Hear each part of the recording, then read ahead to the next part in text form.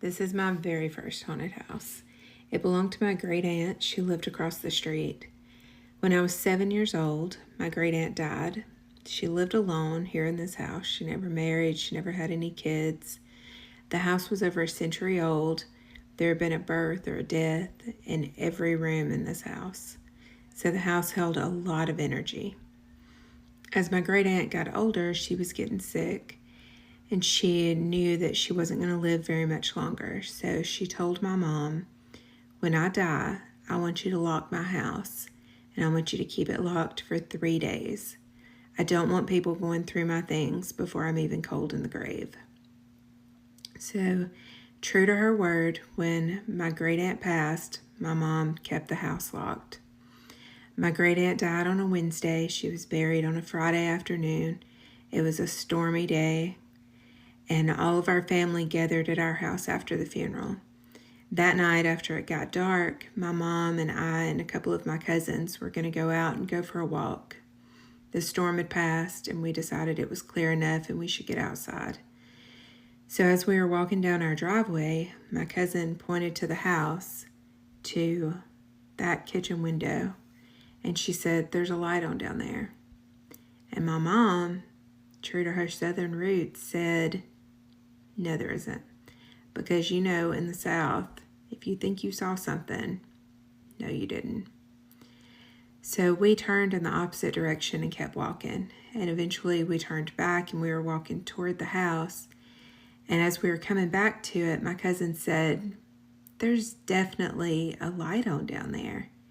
And my mom was like, no, it's probably just the reflection of our floodlights. So we went up to the house, turned off our outside lights, and that light was still on. My cousin was like, "See, I told you, there's a light." So my mom turned out all the inside lights, determined that there was not a light on down at that house. So the light stayed on. My dad and my uncle, thinking that maybe somebody had broken in, decided they would go down and check things out. When they walked down there, all the doors were still locked, just like they had left them. So my dad and my uncle went in through the kitchen door, and they saw that the light was on over the sink. They checked out the house. Nothing else was out of place. There was nobody in it. So they turned the light out, came back up to our house. When my dad got upstairs, he told my mom, "It was nothing, there's nobody down there. I just turned the kitchen light out." And he said it was the light above the kitchen sink. And my mom was like, "That's not possible." That light had never worked. It had been wired incorrectly. My aunt had had it installed 10 years or more before she died, and it never worked. Years later, when the house was sitting abandoned and empty, the power to the house was turned off, and we could still sometimes see that light in the window.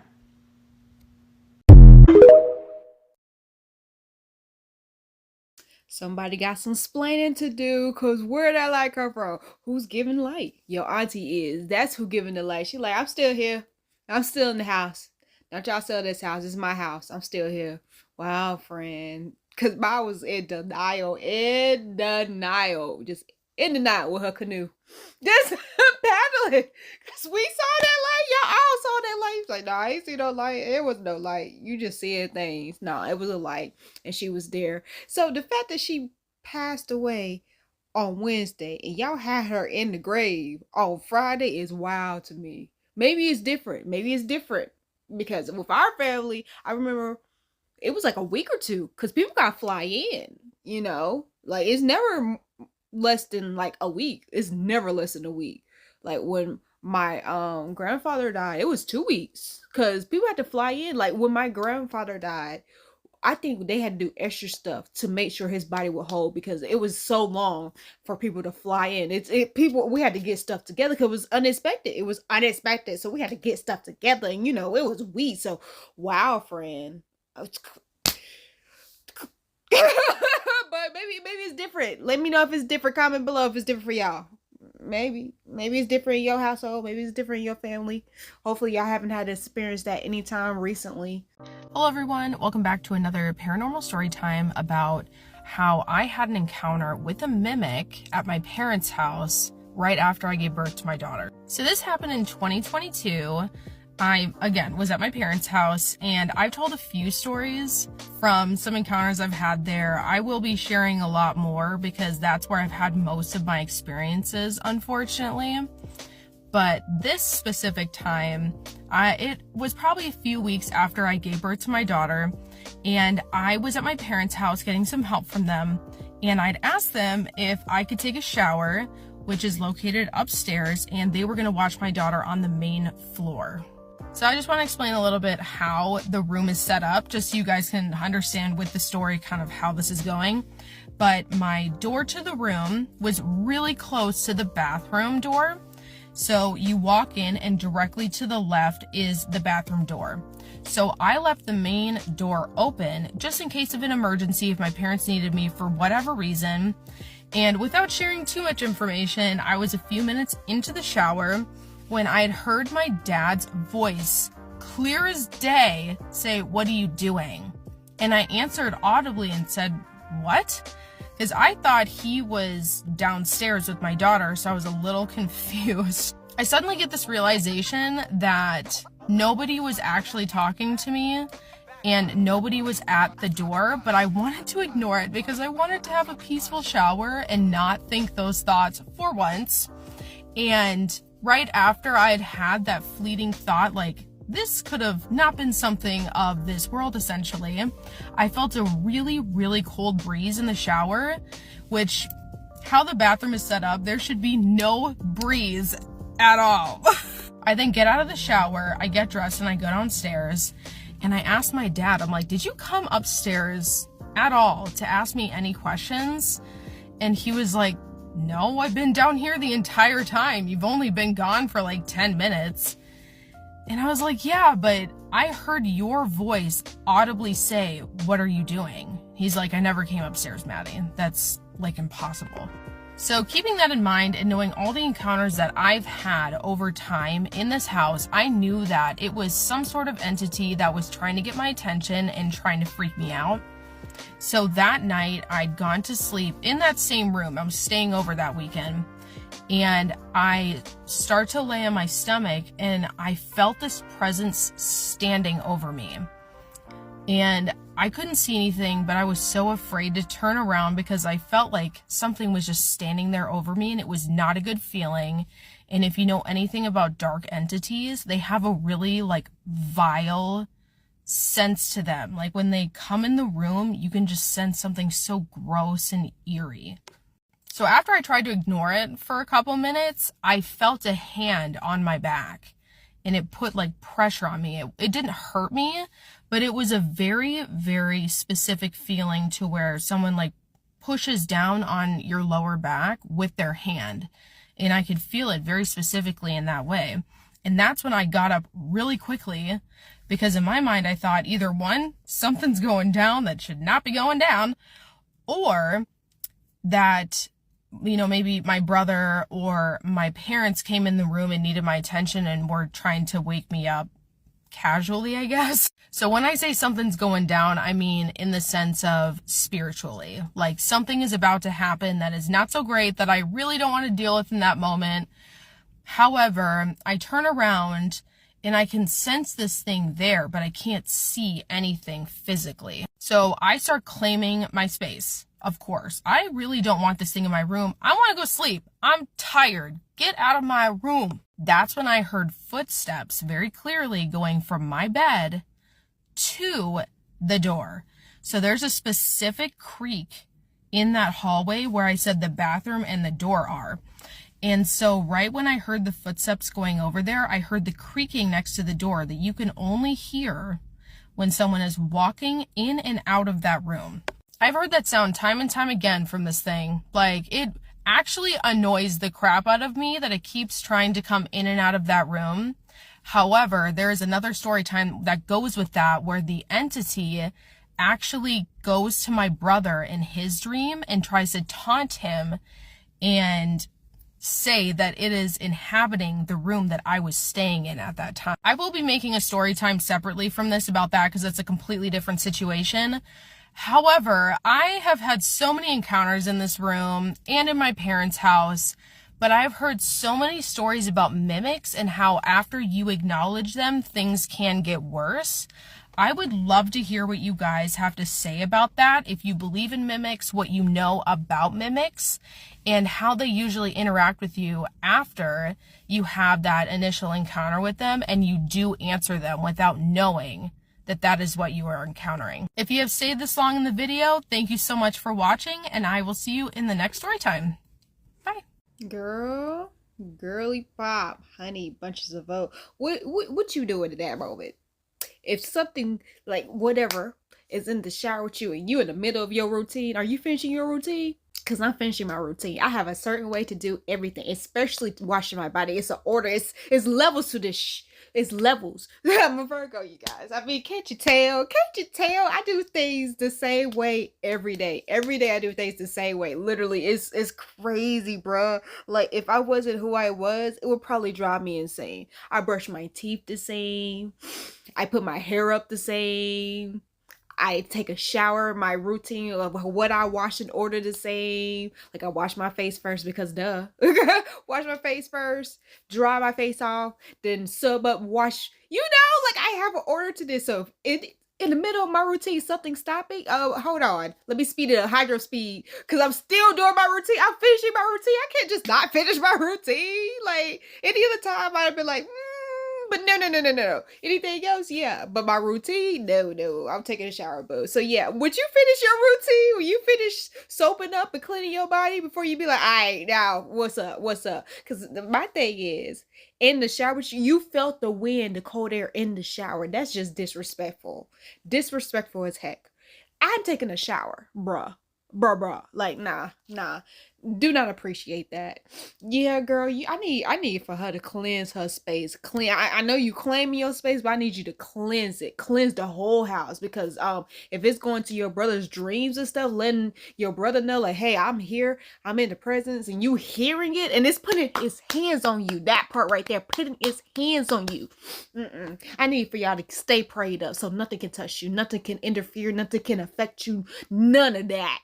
Because what are we doing? Not that indeedy. Not that. Get it together. Get it all the way together. Get out. You feel me? Clean with me while I tell you guys another scary story. I know most of you guys won't believe the scary stories I'm sharing, but I promise you guys these are all very real and things that happened to both my parents growing up. If I couldn't had all the money in the world to fly each and one of you guys out there to spend the night, I would. The story I'm about to share with you guys happened to my dad's side of the family, and it involves black magic, aka brujeria. My dad was around 10 years old when this happened. I remember him telling me that his mom was very, very sick and she had a non-stop period for over a month. He vividly remembers seeing how much blood she was losing every single day, and she kept complaining about pain. He remembers the whole pueblo talking about her and about how they think brujeria was being done to her and that she should go see someone to get cured. Like I mentioned before, both of my parents grew up very, very poor, so they didn't have money for the curandero, so they would offer him services. None of them were able to help her. All of them told her that she had no cure. As they're walking in the pueblo, a stranger comes up to them and he says he knows a way to cure his mom. My grandpa tells him he had no money and that he couldn't pay him other than services. The man tells both my dad and his dad that it's okay, as long as he gets him a couple eggs and 2 beers, they should be fine. This goes on for about a week and my grandpa sees no progress. After confronting him, he tells my grandpa that she should be fine within 2 days. After those 2 days, she was better, like nothing ever happened to her. Yo, I low-key got distracted by her cleaning up. I was just like, when she turned the camera, I was like, what'd you do? What did you... So I really didn't hear the story of the issue with blood. Went to this man, stuff wasn't happening, and then 2 days later everything got okay. Oh, it sounds like a curse. It was a curse, I think, put on her. Girl, yeah, be careful. Be careful who you're around. Be careful. Some people, I told y'all about the time where old girl, my coworker was just like, oh, she low key affected my life, talking about she put a word, a little spell, a little bit, a little tiny little curse, a little bit. I rebuke it in the name of Jesus. Talking about, oh, watch, what should we call it? Watch moi be the next one to get in a wreck, bruh. And guess what happened, bruh? Girl, people don't understand there's powers in words. You gotta choose your words, use your words wisely. You can't just be talking at the side of your neck. So you need to pray. Even for that, pray against that. Pray against what people don't realize what they're saying and putting and speaking on your life. You gotta pray against that. Just be prepared. Just pray, honey, because you never know. People be doing too much. They be doing too much. Be looking at you, give you the evil eye. Just too much. You say something, you do something wrong to them, they get all crazy. They want to start saying stuff and speaking on your life. That's why I say just be nice to people. I know it's hard because people they be poking, they be trying. Just be nice. Just be nice. Well, I tell you about that road rage. Don't flip nobody off. Just be like, this is displeasing. Or don't even, just wave. Don't do that. Just don't care. Don't care anymore. Just don't care. Just protect your energy. Protect yourself. Protect your body. Like, because it's wild out here. The weirdest, scariest shit happened to me right now. Okay, so I was in the front of the store. Me and my husband were at the store, and my husband was in the back. This older lady comes up to me, and in Spanish, she starts telling me, do you know who made those jeans? Because I'm wearing ripped jeans. Like, they're like distressed, but like from the bottom, right? Like from my knee down. And I was like, huh? Like, I couldn't hear her because she's an older lady, so she wasn't speaking loud. And we're inside of the store with music. And she's like, do you know who made those jeans? And I was like, huh? And she was like, the devil. The devil made those jeans. That's exactly why there's men right now. I don't want to say the word, but you guys know. And aping women. And I was like, what? Lady, hold on. Now, if you guys don't know me, I don't get mad. Things like that, I was actually laughing. Like, things like that don't get me upset. But I can tell you guys this, her energy was very ugly. Like, I'm very spiritual. I'm a spiritual person. I'm not a religious person. I do believe in God, but I'm not religious. I'm like more free, more liberal, you know, more free spirit. And I don't know if it's because of just her beliefs, her energy, I don't know, but we did not click. Like, my stomach started hurting as soon as she was, just by her being next to me. And yeah, but she started telling me, she's like, you guys provoke men to want to, like, you know, do stuff to you. You guys need to stop wearing those jeans. And I was like, okay, lady, like, whatever, you know. Like, I started freaking, I go to my husband and I'm over here telling him, like, babe, this old lady started saying all of this. And I freaking recorded a video of the lady. I'm gonna show you guys. Like, her energy is so off, and like, I don't know, I get it, like, a lot of it has to do with like her beliefs and, you know, the way, her religion. But yeah, it was the weirdest thing ever.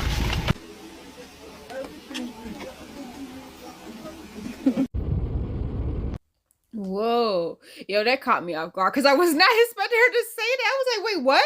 But you know, it's crazy. Growing up, you in a Christian household, in a religious household, you hear that a lot. You hear that a lot, honey. So yeah, I wasn't expecting it though. From you know, I don't know. It gets under my skin when it always has gotten under my skin because mom's always been like, I'm a girl. My mom's a girl mom. So she's always been like, be mindful, be respectful, watch yourself around men. And it always irked me because it was just like, wait, I'm a child. They should be watching themselves. Like, they shouldn't be having these impure thoughts. How I am, how I dress, how I look should not be like a problem. You know what I'm saying? Like, I'm not responsible for their actions. They should be able to control themselves. Like, all of us women, we control ourselves, and there's some men in this world that control themselves. People should be able to control themselves. You feel me? What I'm wearing should not dictate your actions. That's how I feel. So it's always been irked the freak out of me about that. Like, oh, you need to watch what you wear. You shouldn't be looking at me like that. Like, let's just be honest. Like, what is that, adultery? Like, get your life right. Because this is like, I mean, I'm guilty of it too. When I see a girl with a big booty, I'd be like, God forgive me.